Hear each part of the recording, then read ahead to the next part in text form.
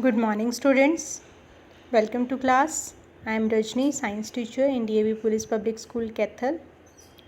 Students, we are on the chapter 2, Nutrition in Living Organism, Animal and Man.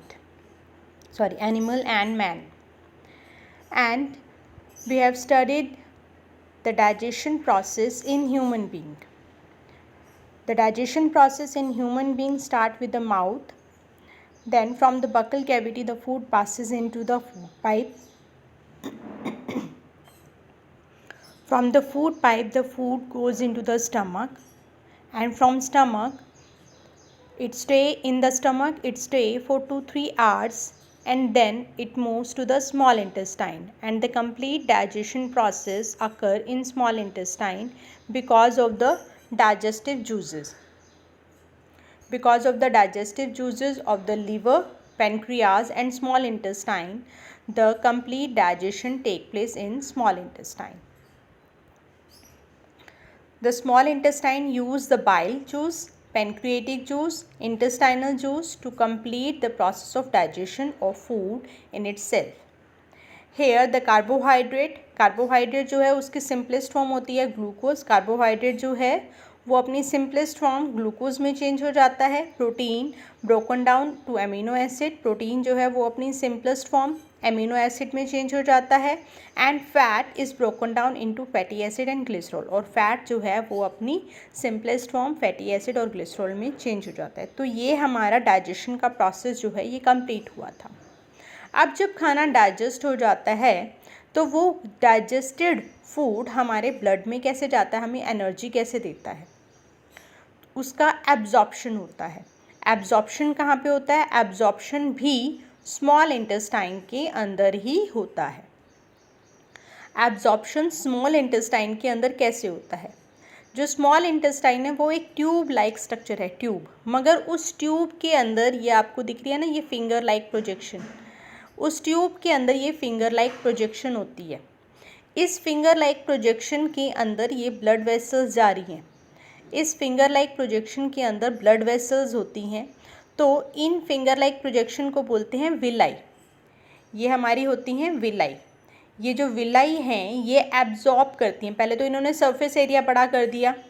जो हमारी tube है वो tube ऐसे जाएगी. अब ट्यूब के अंदर ये विलाई है, ट्यूब के अंदर ये विलाई हैं. ये विलाई क्या करती हैं? ट्यूब का सरफेस एरिया बड़ा कर देती हैं. तो सरफेस एरिया जितना बड़ा होगा उतना ही खाना ज़्यादा एब्जॉर्ब होगा. अब absorption of food in villi के अंदर हुआ, और विलाई के अंदर ये जा रही हैं ब्लड वेसल्स. तो विलाई से खाना चला गया हमारी ब्लड वेसल्स के अंदर, और जैसे खाना ब्लड वेसल के अंदर चला गया तो ब्लड के थ्रू वो पूरी बॉडी के अंदर सप्लाई हो जाएगा. तो इसकी मैं आपको एक कोशिश करूँगी, एक वीडियो और भेजूँगी आपको, जिसमें ये जो है अंदर से विलाई आपको स्मॉल इंटेस्टाइन के अंदर दिखाई दी. मैं इसके बाद कल आपको इसकी एक और वीडियो सेंड करूँगी जिसके अंदर आपको ये विलाई का जो फंक्शन है वो प्रॉपर दिखाई दे. तो मैंने आपको बताया कि स्मॉल इंटेस्टाइन ऐसे ट्यूब लाइक स्ट्रक्चर होता है, और उनकी ऊपर और नीचे इस तरह दोनों से विलाई प्रोजेक्शन होती है. विलाई के अंदर एब्जॉर्प्शन ऑफ फूड होता है, and from villi it passes into the blood vessel and from the blood to all part of the body. तो इस तरह से हमारा जो खाना है वो एब्जॉर्ब होता है. The inner wall of small intestine absorb the digested food. It has the large number of finger like projection called villi. The villi increase the effective surface area for absorption of digested food. This absorbed food is passed to the blood vessels present in the villi. villi के अंदर जो blood vessels हैं उनमें खाना चला जाता है. The food then transported to all part of the body by blood, and it is used for the production of energy. और जो खाना जो ब्लड में गया अब वो बॉडी को एनर्जी देगा. बॉडी एनर्जी लेकर सारे हमारे जो रूटीन के वर्क हैं वो अपने करेगी. To build the complex substance required by the body, the whole process is called assimilation. Assimilation कहते हैं हम इस प्रोसेस को जिसके अंदर जो फूड है वो हमारी बॉडी यूटिलाइज करती है, एब्जॉर्ब करती है फर्स्ट, देन यूटिलाइज करती है उसको अपने बॉडी की ग्रोथ में, उसके फंक्शन में. That process is called assimilation. के एजिमिलेशन है खाने को एब्जॉर्ब करके उसका यूज़ करना for the growth and maintenance of the body. अब ये खाना हो गया हमारा सारा एब्जॉर्ब। अब जो खाना एब्जॉर्ब नहीं हुआ या जो खाना डाइजेस्ट प्रॉपरली नहीं हुआ वो खाना कहाँ चला जाता है, लार्ज इंटेस्टाइन में। जो खाना प्रॉपरली डाइजेस्ट नहीं होता that moves to the large intestine. Large intestine जो है वो आपको पता है, उसको लार्ज इसलिए कहते हैं क्योंकि वो वाइडर होती है, वो चौड़ी होती है। स्मॉल इंटेस्टाइन जो है वो थोड़ी पतली होती है, थिन होती है, ये वाइडर होती है। लेंथ में उससे छोटी होती है, ये 1.5 सेंटीमीटर की लेंथ की होती है, आपने पढ़ा हुआ है ये 6th क्लास में भी। तो सारा अनडाइजेस्टेड और अनएब्जॉर्ब फूड जो है वो सारा कलेक्ट हो जाता है कहाँ पर, लार्ज इंटेस्टाइन में। यहाँ पे इसकी लेंथ भी दी हुई है। लार्ज इंटेस्टाइन में सारा जो फूड है वो एब्जॉर्ब हो गया। अब सारा का सारा जो फूड जहाँ जो लार्ज इंटेस्टाइन में गया वो ऐसे का ऐसे नहीं बाहर भेज देता उसको, उस फूड में से, उस अनडाइजेस्टेड फूड में से वो वाटर और मिनरल को एब्जॉर्ब कर लेते हैं।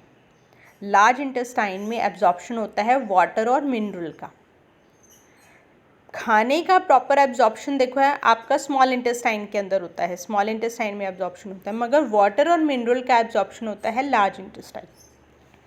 तो लार्ज इंटेस्टाइन क्या करती है, अनडाइजेस्टेड फूड में से वाटर और मिनरल को एब्जॉर्ब कर लेती है। उसके बाद जो लेफ़्ट ओवर वेस्ट होता है वो सारा कहाँ पे इकट्ठा होता है बच्चों, आपने पढ़ा हुआ है, वो इकट्ठा होता है रेक्टम में। वो इकट्ठा होता है रेक्टम में, और रेक्टम के बाद वो फेजेस जो हैं वो एनस के थ्रू एलिमिनेट हो जाते हैं।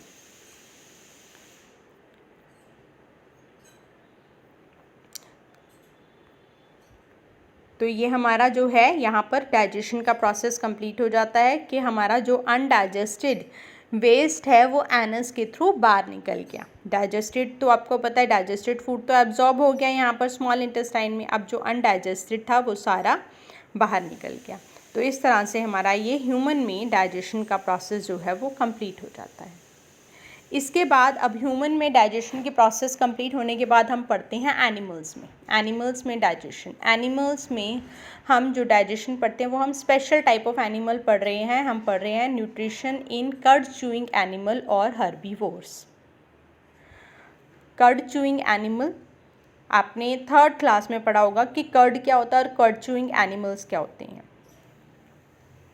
एनिमल्स लाइक काउ, बफेलो, गोट, कैमल, ये एनिमल्स क्या करते हैं, ये आप जब इनको देखते हो, आपने कभी भैंस को, गाय को आराम से बैठकर चबाते हुए देखा है, खाने को चबाते हैं।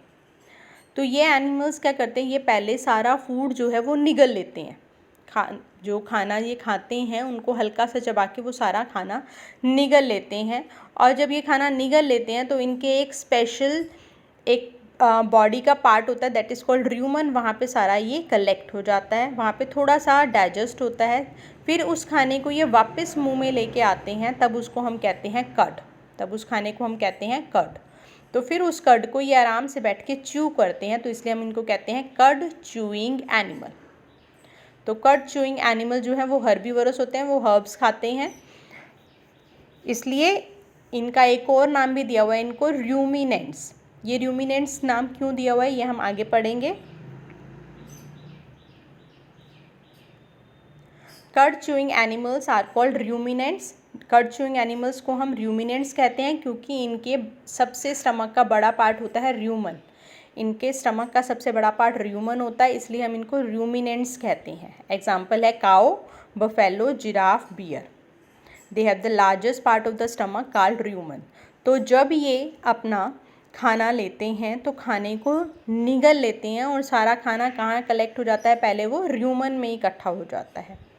वो सारा जो फूड है वो र्यूमन में इकट्ठा हो जाता है और थोड़ा सा उसके अंदर डाइजेस्ट होता है, फिर उसको ये वापस मुंह में लेके आते हैं, दैट इज़ कॉल्ड कर्ड। तो र्यूमन में इकट्ठा होता है, र्यूमन में उसका पार्शियल डाइजेशन हुआ सेलुलोज का। यहाँ पे आपको दिखाई दे रहा है ये काऊ की पिक्चर है, ये ईसोफेगस है इसकी, फिर इसका ये र्यूमन है, यहाँ पे दिखाया हुआ है इन्होंने र्यूमन में इकट्ठा हो जाता है।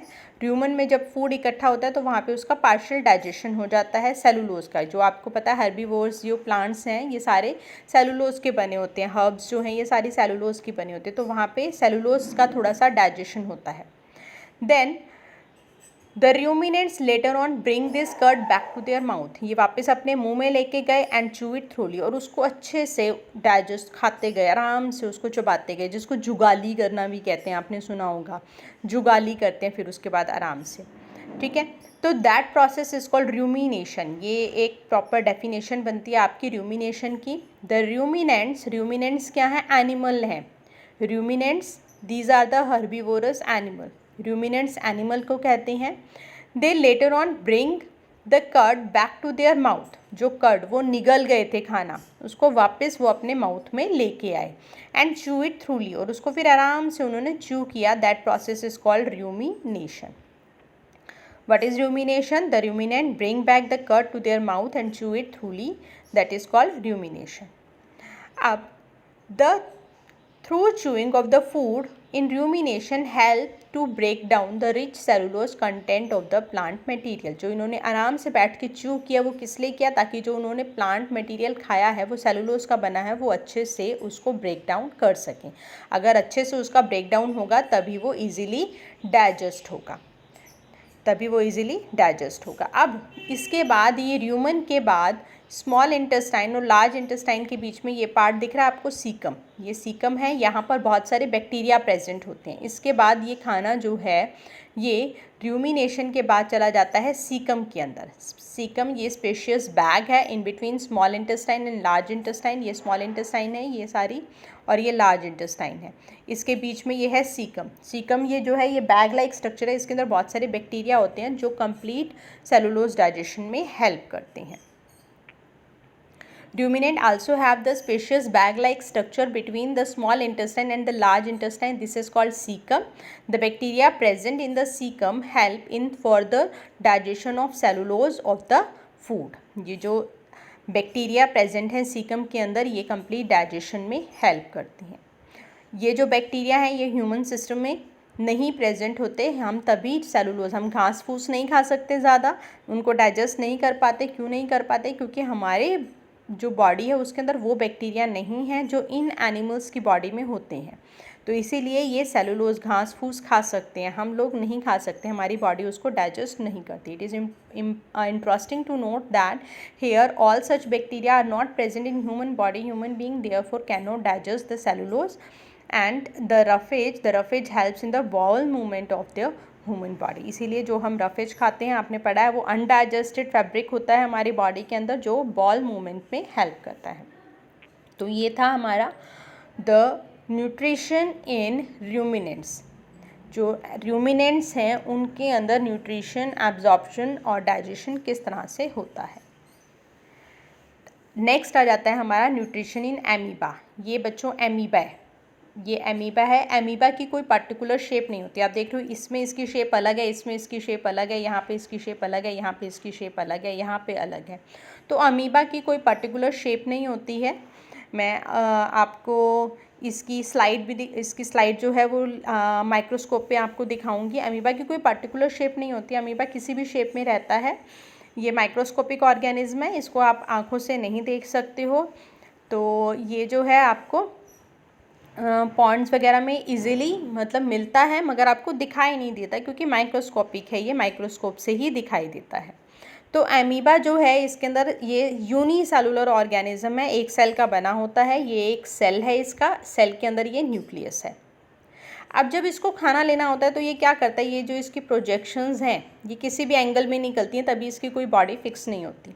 जो ये इसकी प्रोजेक्शन है, अगर इसके आगे खाना पड़ा तो ये अपनी प्रोजेक्शन को एक्सटेंड कर लेता है, जैसे आपको यहाँ पे दिखा हुआ है, ये फूड पड़ा, ये अपनी इसने प्रोजेक्शन को एक्सटेंड कर लिया, तो एक्सटेंड करके ये फूड को अंदर ले जाता है। यहाँ पे देखो ये फूड को अंदर ले गया, और फूड जो है फिर फूड वैक्यूल के अंदर चला गया। फूड जो है ये इसने इसको यूटिलाइज़ कर लिया यहाँ पे। अब जो है यूटिलाइज्ड फूड के बाद वेस्ट फूड बच जाता है जो इसकी बॉडी में, तो ये उसको बाहर भी इसी तरीके से निकालता है। ये अपनी प्रोजेक्शन जो है वापस बैकवर्ड पीछे खींच लेता है वहाँ से, और अनडाइजेस्टेड फूड जो है वो बॉडी से बाहर हो जाता है। तो इसमें इम्पॉर्टेंट चीज़ क्या है, ये इसकी finger like projection, that is called pseudopodia. आपको यहाँ पे नाम दिख रहा है सूडोपोडिया, तो ये इसकी इम्पॉर्टेंट प्रोजेक्शन है। Amoeba is microscopic unicellular organism found in the moss, soil, pond, lakes. It is surrounded by a cell membrane. It constantly change its shape and move with the help of pseudopodia. Pseudopodia also help in capturing of food. Amoeba feed on the small microscopic organism like bacteria and algae. When amoeba comes in contact with the food, it produce pseudopodia. वो pseudopodia produce करता है। तो यहाँ पे आपका second chapter जो है वो कंप्लीट हो जाता है। मैं आपको एक विलाई की स्मॉल इंटेस्टाइन में विलाई की वीडियो जो है छोटी सी एक और सेंड करूँगी, तो इसके बाद हम इसके क्वेश्चन आंसर्स करेंगे।